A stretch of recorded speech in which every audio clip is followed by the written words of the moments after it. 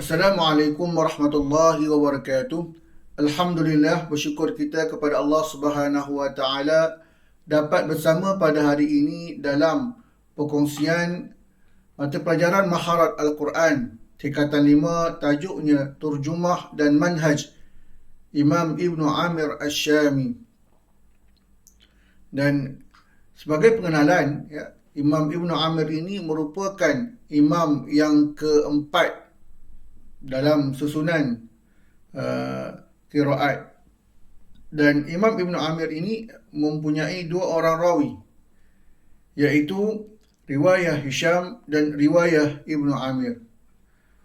Baik, marilah sama-sama kita menyeliti terjemah dan manhaj bagi Imam Ibn Amir. Al-Imam Ibn Amir Ash-Shami ismuhu Abdullah bin Amir Al-Yakhsabi. Kunyatuhu Abu Imran ataupun Abu Nuaim. Tarikh milad, tarikh kelahirannya pada tahun 21 Hijrah dan tarikh wafat pada tahun 118 Hijrah. Rawinya yang pertama adalah Al-Imam Hisham. Ismuhu Hisham bin Umar. Kunyatuhu Abul Walid. Nama gelarannya iaitu Abul Walid. Tarikh milad, tarikh kelahiran Al-Imam Hisham pada tahun 153 Hijrah. Dan tarikh wafatnya pada tahun 245 Hijrah. Di sini ada sedikit pembetulan, jika kalau dirujuk dalam kitab Tarikh Al-Qurra karangan Syekh Abdul Fattah Al-Qadhi dan di dalam kitab-kitab lain mengatakan bahawasanya tarikh wafat bagi Imam Hisham adalah pada tahun 245 Hijrah. Jadi mungkin kita boleh mengikut daripada kitab-kitab Al-Mu'tabar yang lain. Baik. Seterusnya Al-Imam Ibn Zakwan ismuhu Abdullah bin Ahmad bin Bashir bin Zakwan. Itu nama dia. Kunyatuhu Abu Amru. Nama gelarannya adalah Abu Amru. Tarikh milad, tarikh kelahirannya pada tahun 173 Hijrah. Dan tarikh wafat pada tahun 242 Hijrah. Baik, kita teruskan kepada manhaj bagi Imam Ibn Amir Ash-Shami. Manhaj Al-Imam Ibn Amir Ash-Shami fil qira'ah. Yang pertama, bab Al-Basmalah. Bab membincangkan kalimah Bismillahirrahmanirrahim. Qara'a Al-Imam Ibn Amir Ash-Shami baina surataini bi thalathati awjuhin. Membaca Imam Ibn Amir Ash-Shami pada lafaz Bismillahirrahmanirrahim baina surataini, di antara dua surah, bi thalathatin awjuhin, dengan tiga wajah. Yang pertama, isbat al-basmalah baina surataini. Isbat mengekalkan basmalah baina surataini, di antara dua surah. Illa baina suratai Anfal wa Taubah. Dikekalkan basmalah di antara dua surah, tetapi tidak ada basmalah di antara surah Al-Anfal dan Taubah. Kerana Bismillah ini bermaksud aman, dan surah Taubah ini bermaksud ayat-ayatnya bersekitar berkenaan dengan peperangan, maka tidak dibacalah basmalah pada surah Taubah. Baik, contohnya halatul wasli, dengan isbat basmalah dalam surah Ad-Duha hendak disambung dengan asyarh, hendaklah dibaca dengan Bismillah pada wajah yang pertama. Wa amma bi ni'mati rabbika fahaddith. Bismillahirrahmanirrahim. Alam nashrah laka sadrak. Yang kedua, al-waslu baina surataini. Al-waslu bermaksud menyambung baina surataini, di antara dua surah, bidunil basmalah, tanpa basmalah. Ya. Dalam surah Ad-Duha, kita nak sambung ke surah Asy-Syarh, tidak ada basmalah. Wa amma bi ni'mati rabbika fahaddith alam nashrah laka sadrak. Baik.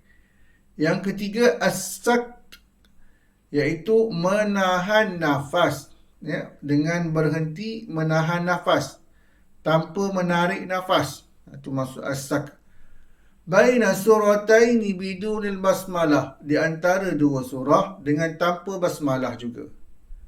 Ya, contohnya, wa amma bi ni'mati rabbika fahaddith alam nashrah laka sadrak.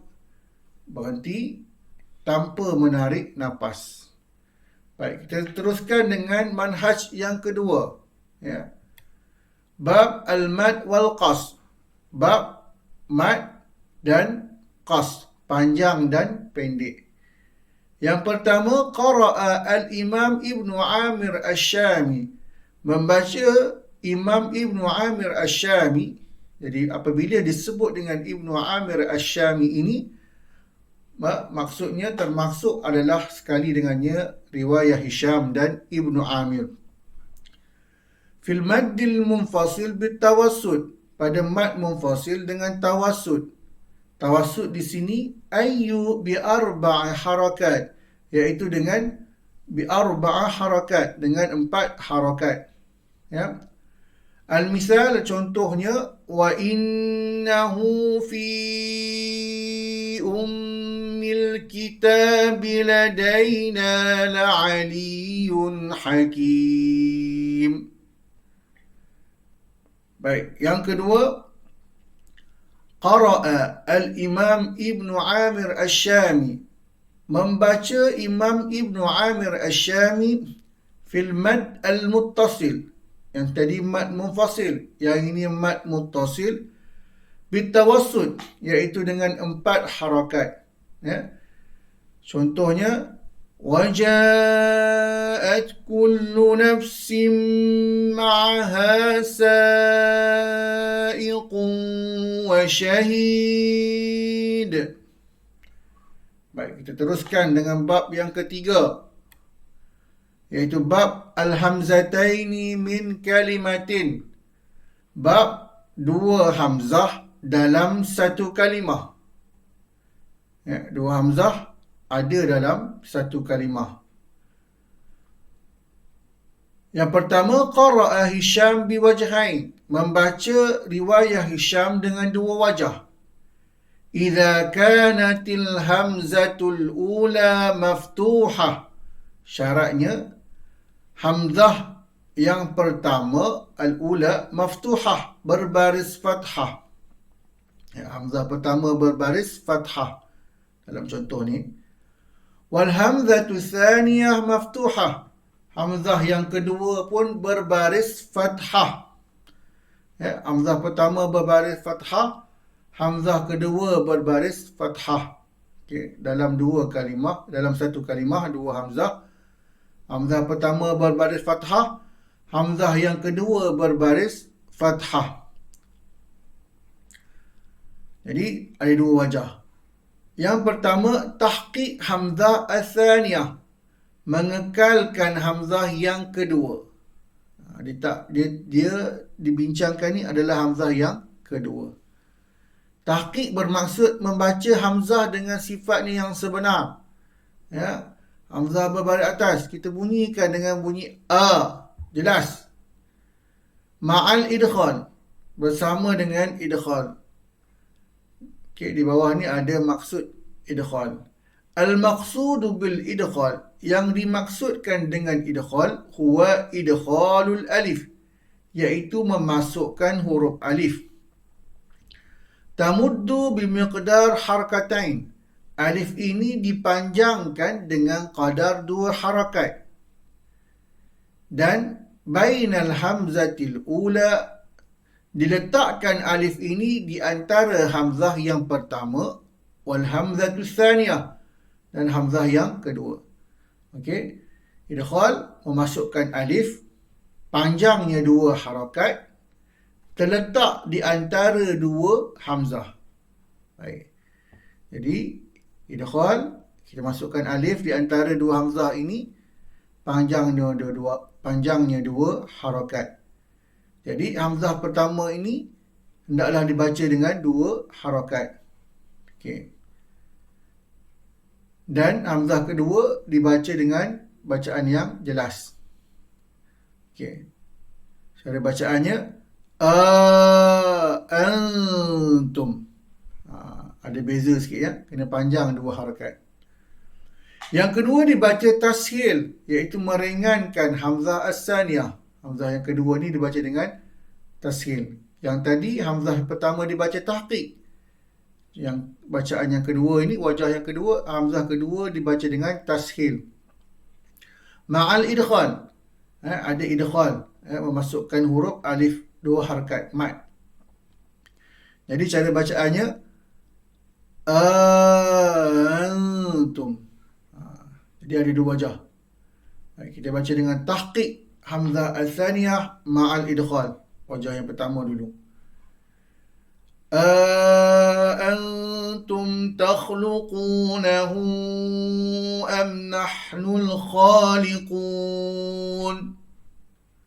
Wajah kedua tashil hamzah al-thaniyah ma'al idkhal. أأنتم تخلقونه أم نحن الخالقون. Baik. Yang kedua dalam bab hamzataini min kalimatin, qara'a hamzah biwajhaini, qara'a Hisham biwajhaini, membaca Hisham dengan 2 wajah. Idza kanatil hamzatul ula maftuhah, dengan syarat hamzah yang pertama berbaris fathah, wal hamzatu tsaniyah, dan hamzah kedua berbaris kasrah. Yang ni ada perbezaan. Ya, tadi hamzah pertama baris fathah, hamzah kedua berbaris fathah. Di bahagian ini hamzah pertama berbaris fathah, hamzah kedua berbaris kasrah. Jadi Imam Hisham akan membaca dengan 2 wajah. Wajah pertama tahqiq hamzah tsaniyah ma'al idkhal. Sama macam wajah pertama Hisham tadi pada baris fathah. Ya. Wajah yang kedua tahqiq tetapi wa'adamul idkhal, tidak ada idkhal. Kalau yang baris fathah tadi tashil hamzah tsaniyah ma'al idkhal.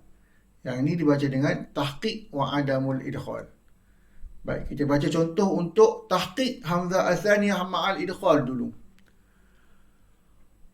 Wa qalu idza dhalalna fil ardi inna lafi khalqin jadid. Baik, dia ada idkhal. Hamzah kedua dibaca dengan tahqiq, dibaca dengan biasa, ya. Baik. Yang kedua tahqiq wa adamul idkhal. Yang ni sama macam qiraat kita, ya, qiraat khalaf yang kita baca dalam seharian, ya. Baca biasa saja, ya. Wa qalu a idza dhalalna fil ardi a inna lafi khalqin jadid. Baik. Seterusnya yang ketiga, qara'a Hisham biwajhain, membaca Hisham dengan 2 wajah juga. Idza kanatil hamzatul ula maftuhah, sama juga. Yang ini hamzah pertama baris fathah, yang ini hamzah kedua berbaris fathah, yang ketiga ni pun hamzah kedua berbaris fathah. Tetapi wal hamzatu tsaniyah madmumah, hamzah kedua dibaca dengan dhammah. Ada 2 wajah. Tahqiq hamzah tsaniyah ma'a idkhal, sama. Yang ini pun sama, tahqiq hamzah tsaniyah ma'al idkhal. Yang pada kasrah ni pun tahqiq hamzah tsaniyah ma'al idkhal. Cuma yang kedua, ya, tahqiq hamzah tsaniyah wa adamul idkhal, mentahqiqkan hamzah yang kedua dan tidak ada idkhal. Ini tashil, yang ini tahqiq, sama, ya. Baik, kita baca tahqiq hamzah tsaniyah ma'al idkhal. Jadi dibaca dengan dua harakat dulu. Unabbi'ukum. Okay. Kalau tahqiq hamzah tsaniyah wa adamul idkhal, baca dengan biasa. Unabbi'ukum. Baik, cara bacaannya untuk tahqiq hamzah tsaniyah ma'al idkhal. Qul unabbi'ukum bi khairin min dhalikum. Wajah kedua, tahqiq hamzah tsaniyah wa adamul idkhal. Qul unabbi'ukum bi khairin min dhalikum. Baik, kita masuk ke bab yang seterusnya. Bab al-waqfu 'ala al-hamzah mutatarrifah. Bab pada waqaf ke atas hamzah mutatarrifah, hamzah yang berada di hujung kalimah. Al-waqfu 'ala al-hamzah mutatarrifah li riwayah Hisham. Waqaf ke atas hamzah mutatarrifah yang berada di hujung kalimah di riwayah Hisham, bagi riwayat Hisham, allati kathurat tikrariha, yang banyak berulang, kama yali, seperti mana yang akan datang, di bawah ini. Yang pertama, al-waqfu 'ala al-kalimah allati fiha al-hamzah al-maftuhah al-mutatarrifah. Waqaf ke atas kalimah yang padanya fiha al-hamzah, huruf hamzah maftuhah mutatarrifah, hamzah berbaris fathah duduk di hujung kalimah. Kita lihat di sini ada huruf hamzah berbaris fathah. Hamzah ini berada di hujung kalimah. Ba'dal alif, terletak selepas huruf alif. Okey, syaratnya hamzah ketika waqaf, ya, berbaris fathah, berada di hujung kalimah, terletak selepas huruf alif. Ada 4 syarat dia. Baik, kalimah was-samaa'a. Kita lihat di sini, cukup ke 4 syarat tadi. Ya. Hamzah ketika waqaf, hamzah itu berbaris fathah, duduk di hujung kalimah, terletak selepas huruf alif. Jadi di sini ada 3 wajah qiyas. Yang pertama, ibdal hamzah alifan, menggantikan huruf hamzah ini sebagai huruf alif bersama dengan qas, iaitu bacaan 2 harakat pada huruf mad. Asalnya mad ini 4 harakat, tetapi mad ini telah menjadi 2 harakat disebabkan ibdal, ya, disebabkan digantikan dengan huruf alif. Cara bacaannya was-sama', 2 harakat saja. Yang kedua, ibdal hamzah alifan ma'at tawassut, menggantikan huruf hamzah sebagai huruf alif bersama dengan tawassut, iaitu 4 harakat. Was-sama'. Yang ketiga, ibdal hamzah alifan ma'al isba', 6 harakat. Was-sama'. Jadi ketiga-tiga bacaan ini tidak ada bunyi hamzah di hujung. Tidak boleh dibaca dengan was-sama'. Tak boleh. Sebab ianya telah diibdal kepada huruf alif. Yang kedua, al-waqfu 'ala al-kalimah allati fiha al-hamzah maksurah al-mutatarrifah. Waqaf ke atas kalimah yang padanya ada huruf hamzah maksurah berbaris kasrah mutatarrifah. Hamzah berbaris kasrah duduk di hujung kalimah dan ketika bacaan waqaf.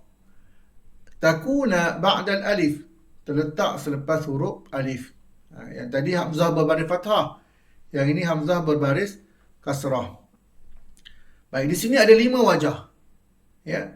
Wajah pertama, wajah kedua, wajah ketiga sama macam fathah tadi. Cuma dia ada tambahan yang keempat, iaitu tashil birraum ma'at tawassut. Membaca tashil dan raum. Baca ringan dan muncung dengan bunyi sedikit daripada harakat huruf tersebut ma'at tawassut, bersama dengan 4 harakat. Ya. Baik.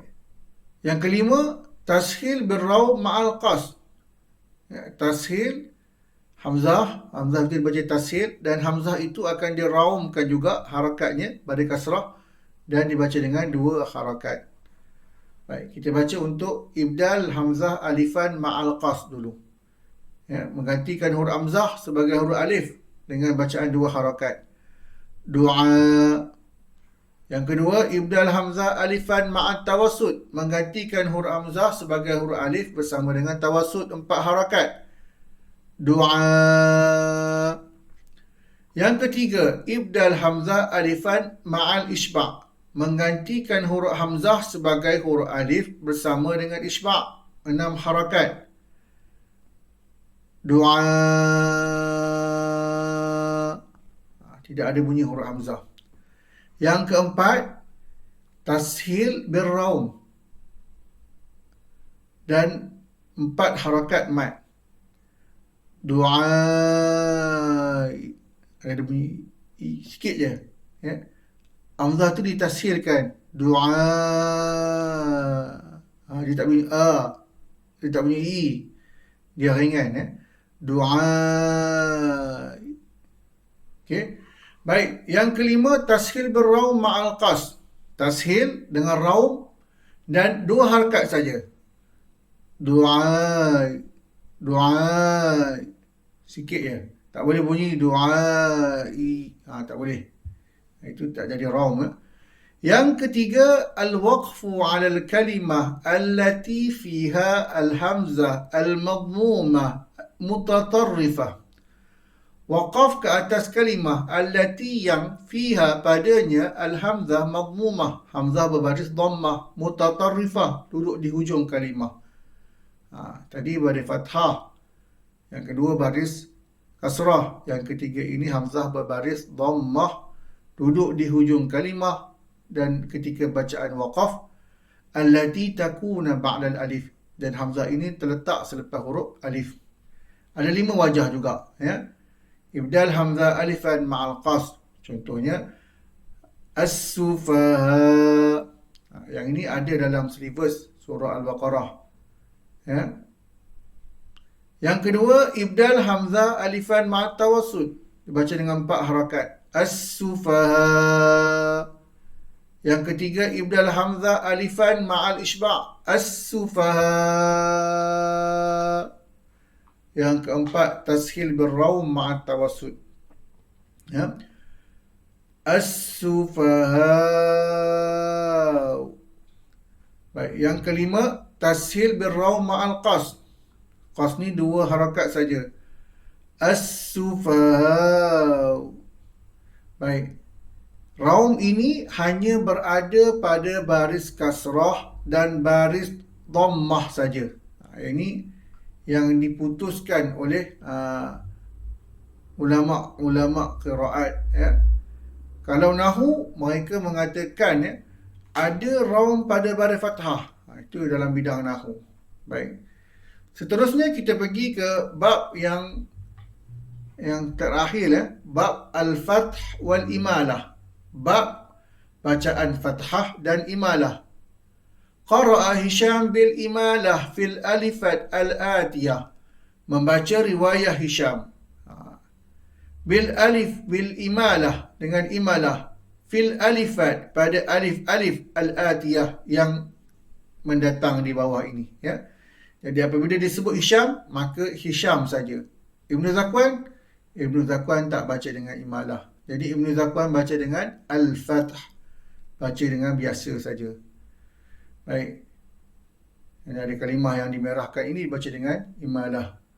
Cara bacaannya ila ta'amin ghayra nadhirina inaih tusqa min 'ainin aniyah wala 'abidun ma 'abadtum ولهم فيها منافع ومشارب أفلا يشكرون ولا أنتم عابدون ما أعبد. Baik, seterusnya bahagian yang kedua dalam bab Al-Fath wal Imalah. Qara'a Ibnu Zakwan, membaca riwayah Ibnu Zakwan. Ini Ibnu Zakwan saja. Fi lafzin jaa, pada kalimah jaa, wa lafzin syaa bil imalah qawlan wahidan, dibaca dengan imalah sahaja. Haitsu ma warada fil Quran, di dalam Al-Quran. Jumpa saja kalimah jaa, kalimah syaa di dalam Al-Quran, maka Imam Ibnu Zakwan akan membaca dengan imalah.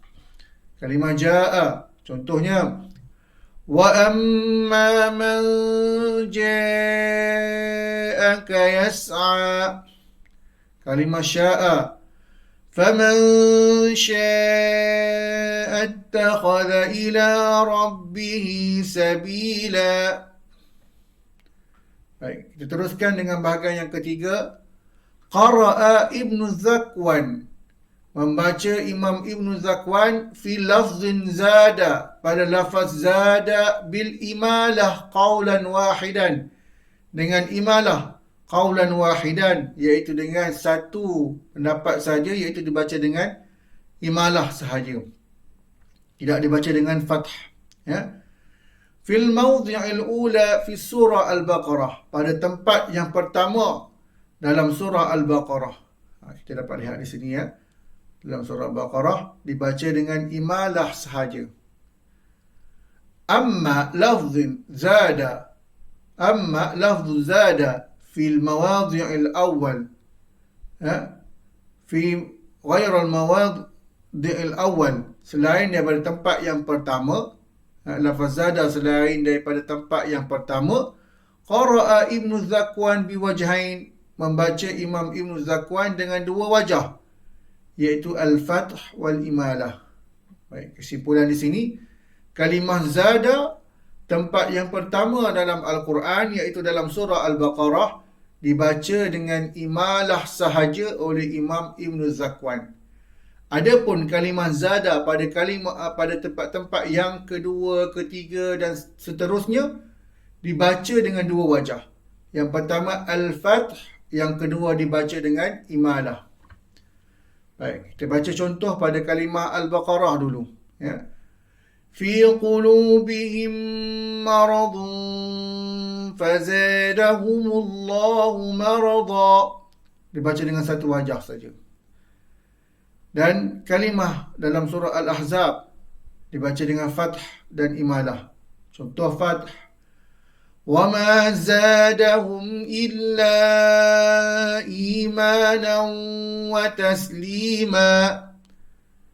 Yang kedua dibaca dengan imalah. وَمَا زَادَهُمْ إِلَّا إِيمَانًا وَتَسْلِيمًا. Dalam surah Fatir, surah Muhammad juga dibaca dengan dua wajah. Baik, seterusnya yang keempat, ya. Qara'a Ibnu Zakwan fil alfaz al-atiyah biwajhain, membaca Ibnu Zakwan pada lafaz-lafaz yang mendatang di bawah dengan dua wajah. Pertama Al-Fath, yang kedua imalah. Himarika dibaca dengan dua wajah, fath dan imalah. Mihrab juga dibaca dengan dua wajah, fath dan al-imalah. Baik, contoh bagi bacaan fath. وانظر إلى حمارك ولنجعلك آية للناس. Sama macam bacaan haf yang kita baca. Bacaan imalah. وانظر إلى حمارك ولنجعلك آية للناس. Seterusnya kalimah mihrab dibaca dengan fath. فخرج على قومه من المحراب dibaca dengan imalah. فخرج على قومه من المحراب. فخرج dibaca dengan imalah. فخرج على قومه من المحراب فأوحى إليهم أن سبحوا بكرة وعشيا. Alhamdulillah, selesai sudah perkongsian bagi terjemah dan manhaj Imam Ibn Amir Ash-Shami, dan di dalamnya ada riwayah Hisham dan riwayah Ibn Zakwan. Dan insya-Allah bertemu lagi dalam perkongsian yang akan datang. Assalamualaikum warahmatullahi wabarakatuh.